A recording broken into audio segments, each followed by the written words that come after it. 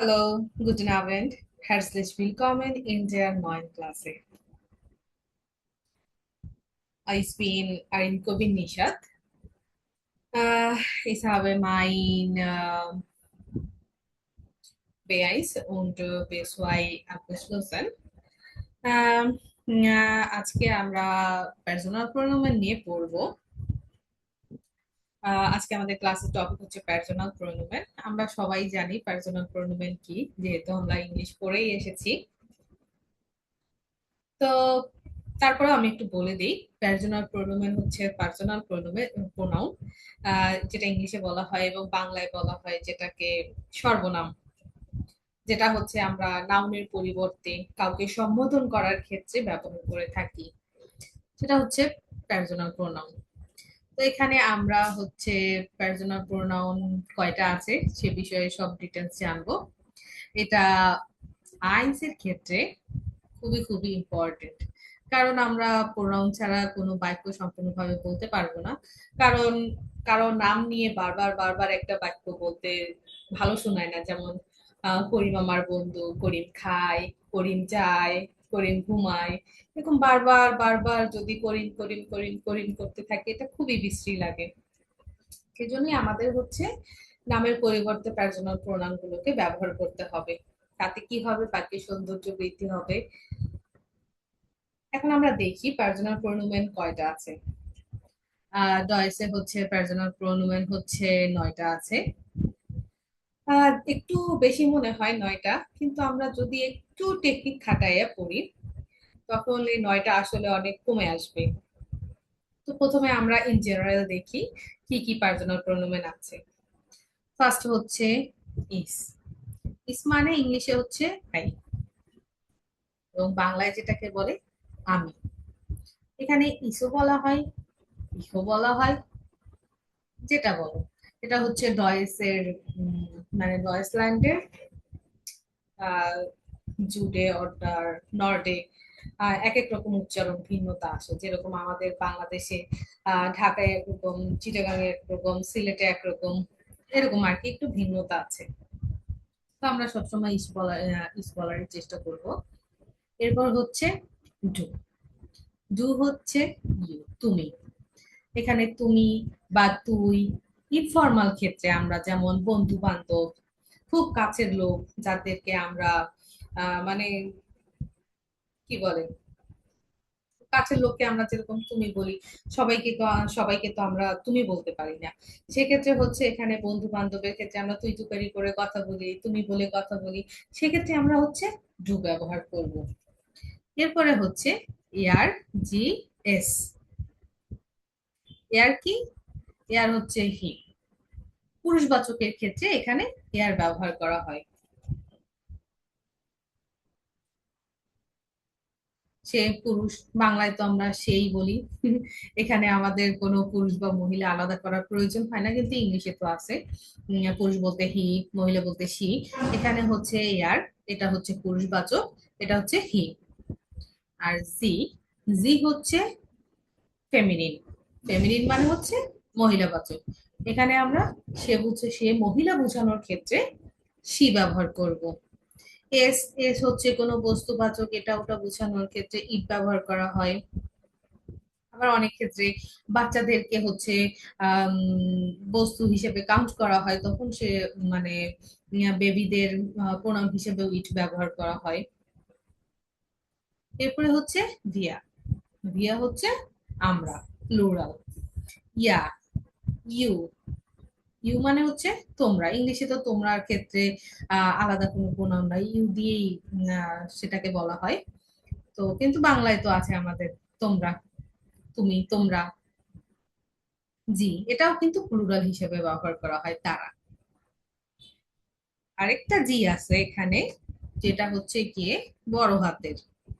এখানে তিনটা জি আছে। দুইটা হচ্ছে ছোট হাতের, একটা হচ্ছে বড় হাতের। একটা হচ্ছে ফেমিনিন বোঝানোর ক্ষেত্রে ছোট হাতের, আর একটা ছোট হাতের জি হচ্ছে প্লুরালের ক্ষেত্রে। আর এই জিটা হচ্ছে একটু পার্থক্য। এটা হচ্ছে ইনফর্মাল মানে ফর্মালের ক্ষেত্রে আমরা যখন কাউকে আপনি বলে খুব সম্মান দেখানোর ক্ষেত্রে আমরা ব্যবহার করে থাকি। কারণ আমাদের গুরুজনদের, টিচারদের আমরা যেরকম আপনি বলে থাকি, টয়েসে সেই আপনি বলার জন্য আমাদেরকে জি ব্যবহার করতে হবে। সেটা কোন জি? বড় হাতের জি। বড় হাতের জি দেখলে আমরা কি বুঝবো? সেটা হচ্ছে ফর্মাল হিসেবে ব্যবহার করা হয়েছে। এখন আমরা একটু টেকনিকে যাই, যে কোন টেকনিক ব্যবহার করলে এতগুলো প্রোনাউন আমাদের আলাদা আলাদা এভাবে মনে রাখতে হবে না। যেমন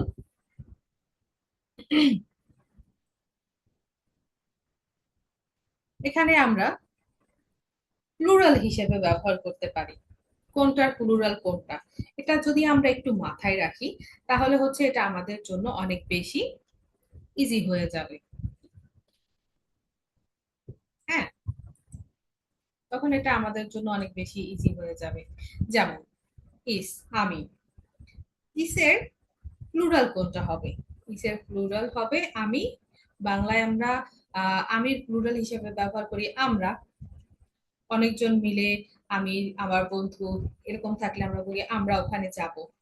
তো আমির প্লুরাল হচ্ছে এই যে আমরা।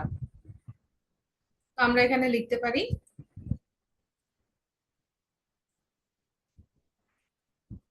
আমির প্লুরাল হচ্ছে দিয়ে। আমির প্লুরাল হচ্ছে দিয়ে।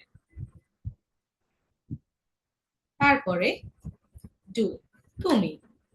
তুমির প্লুরাল কি হতে পারে যদি আমরা বাংলার ক্ষেত্রে দেখি, বা যদি আমরা ইংলিশের ক্ষেত্রেও দেখি? এই যে এখানে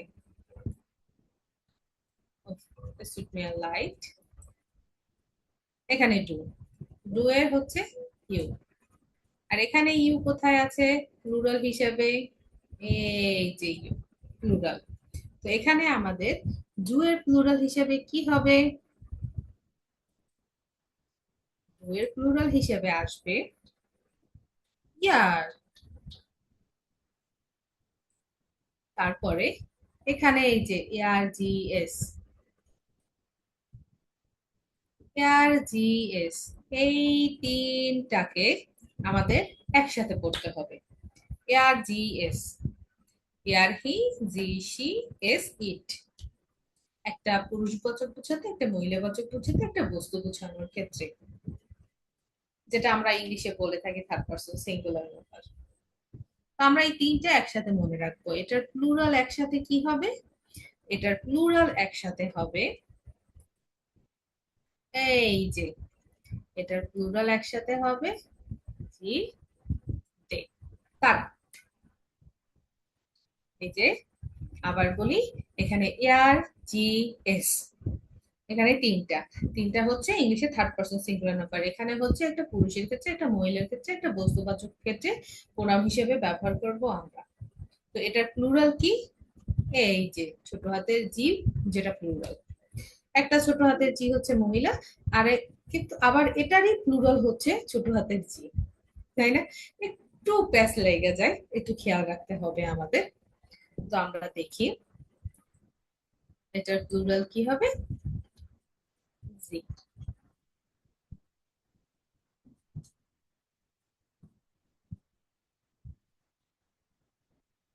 এটা হচ্ছে জি।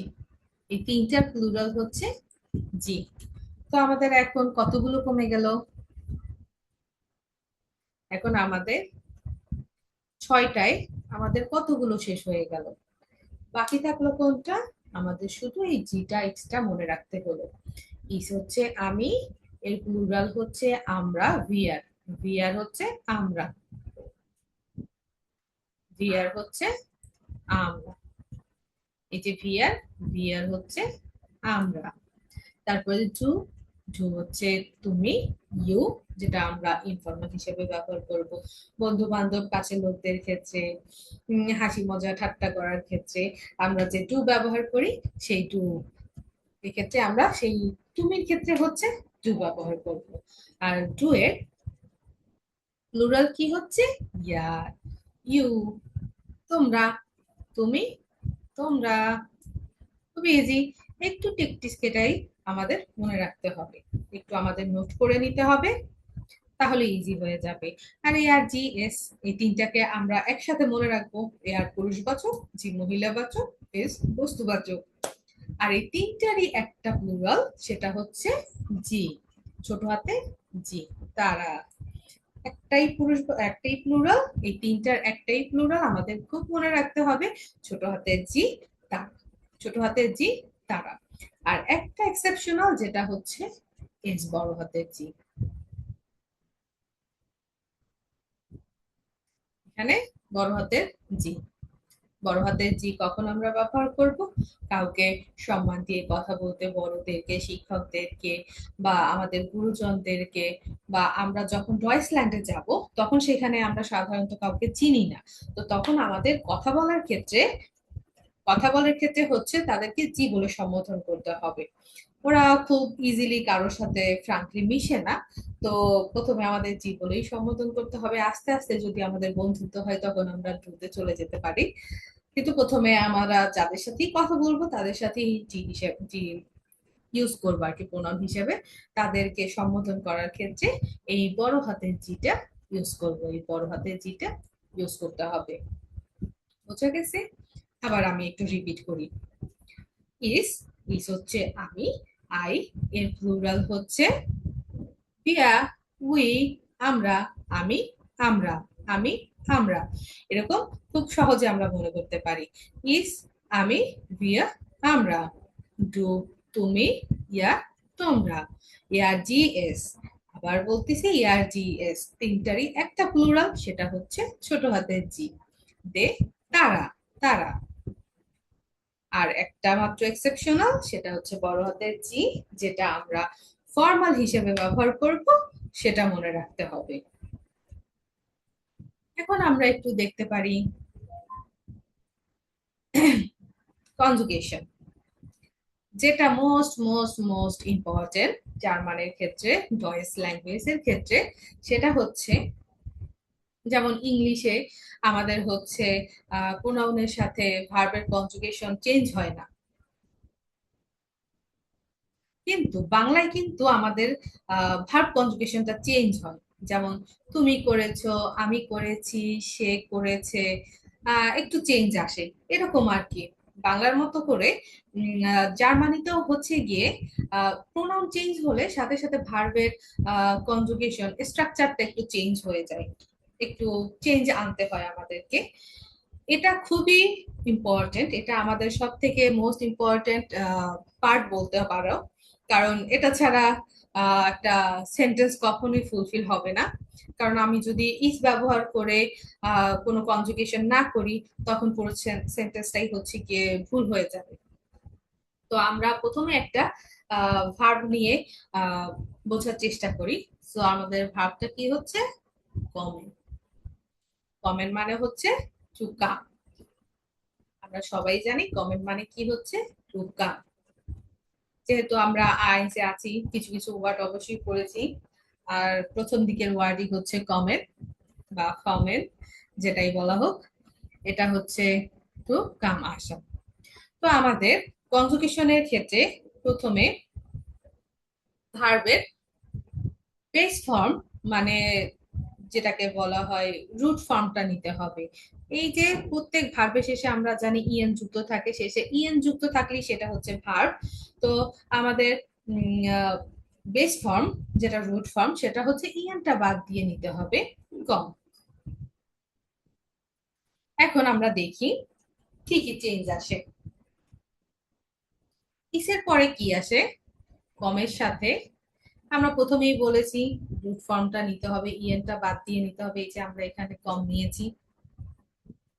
তো এখানে হচ্ছে ইসের সাথে কি চেঞ্জ এসেছে? ইসের সাথে এই যে দেখা যাচ্ছে কমের সাথে ই যুক্ত হয়েছে, ই যুক্ত হয়েছে, কম, কমে। ইস কমে, আমি আসি। ডু এর সাথে কি যুক্ত হয়েছে? এস টি যুক্ত হয়েছে। ডু এর সাথে এস টি যুক্ত হয়েছে, কমের সাথে এস টি যুক্ত হচ্ছে। যে কোনো ভার্বের ইএন উঠিয়ে আমরা ডু ব্যবহার করলে এস টি যুক্ত করে দিব। কামস্ট, ইউ কাম, তুমি আসো। এই যে বাংলায় দেখো চেঞ্জ হয়ে গেছে। ইসের ক্ষেত্রে আমির ক্ষেত্রে আসি হয়েছে, তুমির ক্ষেত্রে আসো হয়েছে, এরকম। ইসের ক্ষেত্রে কমে, ডু এর ক্ষেত্রে কমস্ট। আবার এই যে ইয়ার জি এস, তিনটার কনজুগেশন ক্ষেত্রে একই হবে। ইয়ার জি এস এর ক্ষেত্রে একটু আগে আমরা কি দেখেছি, ইয়ার জি এস এর একটাই প্লুরাল, এখানেও সেরকম। ইয়ার জি এস এর ক্ষেত্রে ভার্বের কনজুগেশন একই রকম হয়। কি হয়? শুধুমাত্র টি যুক্ত হয়, শুধুমাত্র টি যুক্ত হয়। আমাদের মোটামুটি চারটা ফর্ম মনে রাখলেই হবে। এই যে যেমন দেখো, ভিআর এর ক্ষেত্রে কি হয়? কমেন্ট। প্রথম যে ভার্বটা ছিল কমেন্ট, মোর ভার্ব কমেন্ট, সেটাই বসে ভিআর এর ক্ষেত্রে। তারপরে প্লুরাল জি এবং ইনফর্মাল জি, সেটার ক্ষেত্রেও কমেন্ট বসে। কিন্তু সি সম্বোধনের ক্ষেত্রে কিন্তু কমেন্ট বসে না। এখানে জি আমাদের একটু খেয়াল রাখতে হবে, এটা একটু ক্রিটিক্যাল। প্রথমে এখানে সবাই একটু এলোমেলো হয়ে যায়। প্লুরালের কোথায় প্লুরাল হচ্ছে, কোথায় মানে ফেমিনিন সম্বোধন করা হচ্ছে, এটা আমাদের একটু খেয়াল করে বাক্যে দেখতে হবে। আর ফর্মালের ক্ষেত্রে তো হচ্ছে বড় হাতের এস থাকবে, সেক্ষেত্রে আমাদের একটু বুঝতে সুবিধা হয়। ইয়ার, ইয়ারের কি হবে? এআরজিএস এর মতো কনজুগেশন হবে। তো আমরা কিভাবে মনে রাখতে পারি? ইস, ইসের পরে ই, ডু এর পরে এস টি, এআরজিএস ইয়ার এর পরে টি, ভিআর জি, জি এর পরে ইয়েন। তো আবার বলতেছি, কিরকম মনে রাখতে পারি? ইসের পরে ই, ডু এর পরে এস টি, এআরজিএস এর পরে এআরজিএস, সিআর এর পরে টি, ভিআর জি, জির পরে ইয়েন। বা এভাবেও ইনডুম আমরা মনে রাখতে পারি শেষাংশ, ই, এস টি, টি, ইএন, টি, ইএন। এভাবেও মুখস্থ করতে পারি যে এরকম। বা আমি যেভাবে প্রথমে মনে রাখতাম আর কি, ইসের পরে ই, ডু এর পরে এস টি, ইয়ার জিএস ইয়ার এর পরে টি, ভিএস জিজি এর পরে ইএন। আমাদের একটু খেয়াল করে মনে রাখতে হবে। এটা most most most important part. এটা ছাড়া সামনে আগানো পসিবল না, কারণ এটা ছাড়া বাক্য কখনো সম্পূর্ণ হবেই না। দুই ক্লাস পরে আমরা যখন সেন্টেন্স স্ট্রাকচারে যাব, তখন আমাদের প্রথমেই খেয়াল রাখতে হবে আমরা কোন প্রোনাউন ব্যবহার করতেছি, কোন প্রোনাউনের কারণে ভার্বের কি কনজুগেশন হচ্ছে। এটা খুব ইম্পর্টেন্ট। যার যেরকম সুবিধা হয় আর কি, আমি যেরকম মনে রেখেছি সেরকম মনে রাখতে পারো, বা যেভাবে এখানে একটা সিরিয়াল দেয়া আছে সেভাবে মনে রাখতে পারো, যার যেভাবে সুবিধা হয়। আমার কাছে মনে হয় এভাবে একটু মনে রাখলে সুবিধা হয়। ইস এর পরে ই, ডি এর পরে এস টি, এর জিএস ইয়ার এর পরে টি, ভিএসি জি এর পরে ইএন। ছোট হয়ে যায় ব্যাপারটা, তখন আমাদের কি হয়, চারটা পার্ট হয়ে যায়।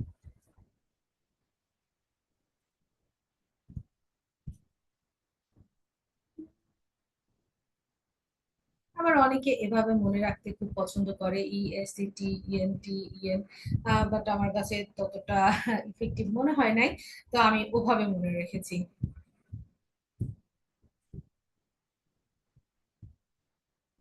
তো আমরা কিছু এক্সাম্পল দেখি। ইস কামে আউস বাংলাদেশ, আমি বাংলাদেশ থেকে এসেছি। ডু কমড আউস ইন্ডিয়ান, তুমি ইন্ডিয়া থেকে এসেছো। ইয়ার কমড, এই যে you're comed, is coming, do comest, you're কমড, ইয়ার জিএস comed, we are coming, we are comed। জি, এখানে জি কি হিসেবে ব্যবহৃত হয়েছে? এটা প্লুরাল হিসেবে ব্যবহৃত হয়েছে, যদিও এটা বড় হাতের, কারণ বাক্যের প্রথমে যে ওয়ার্ড লেখা হবে সেটাই বড় হাতের হবে। ইংলিশেও যেরকম হয়, ডয়েসেও সেরকমই হবে। তো এক্ষেত্রে একটু বুঝতে সমস্যা হয়, তখন অনেকে মনে করে ফেলে এটা প্লুরাল।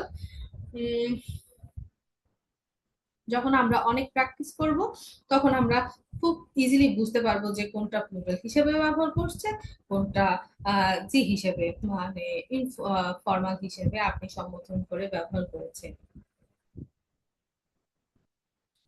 তো আবারও বলি, এখানে তোমরা কিভাবে মনে রাখতে পারো, এই এন্ডুং থেকেও মনে রাখতে পারো। ই এস টি টি, মানে সিরিয়ালটা হচ্ছে ইজ এর পরে E, do S T T, E N T, N, এরকম।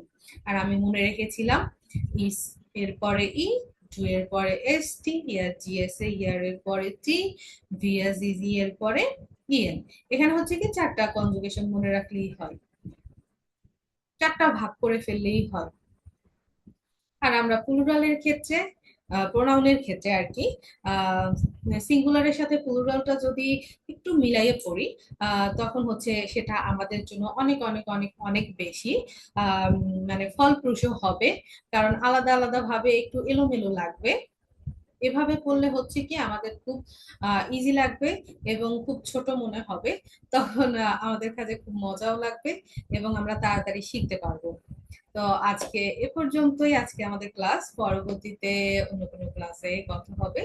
আলফিডার হলেন। আসসালামু আলাইকুম।